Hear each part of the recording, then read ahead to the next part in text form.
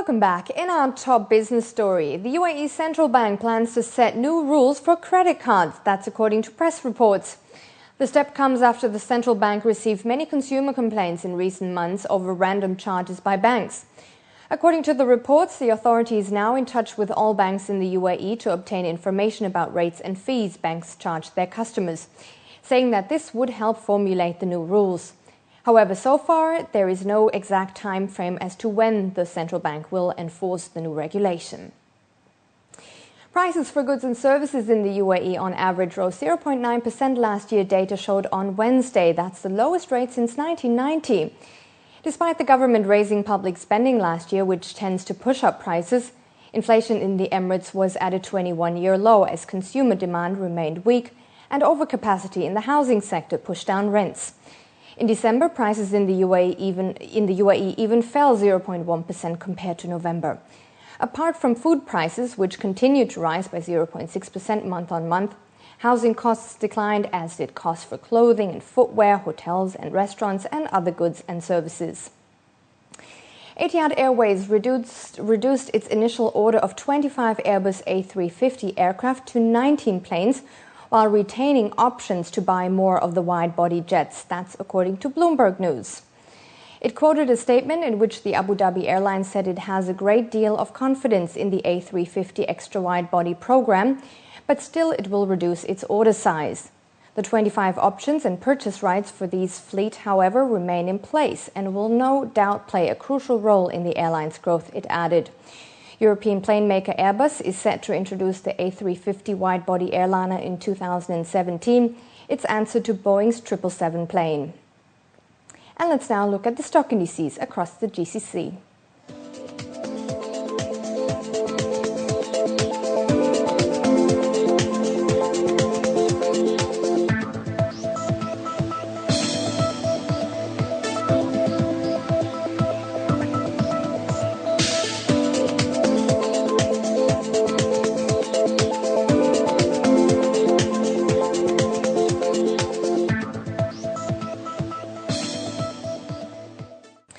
The US don't want to contribute more funds to the IMF. We have Bruce Powers, Head of Research at Trust Securities, here with us to talk about the issue further. Welcome, Bruce. Hi, Linda. The USA doesn't want to contribute more money. I mean, if the Eurozone falls apart, they have a problem too. Why are they not putting more money in the IMF? Well, that's true, but it's not just the U.S. Brazil, China, Russia are all balking at putting in and committing more money right now. Some of them want certain concessions before they commit to it, but I think the biggest issue is that they want to see Europe do more first and then have the IMF come in and supplement what Europe is doing. They're afraid that if they come in now and make a commitment that it would remove some of the leverage they might have over what Europe is doing. The other problem in the U.S. is it's an election year. And the people are really not too keen right now on further bailouts, no matter what form they may take. If you remember, just a couple months ago, it was released that the Federal Reserve gave over $7 trillion in secret loans to the financial system all around the world, including Europe, back during the crisis. So there's a lot of negative sentiment in the U.S. as far as giving more money to help bail out another part of the world. S&P this week downgraded 9 European countries, the European Rescue Fund.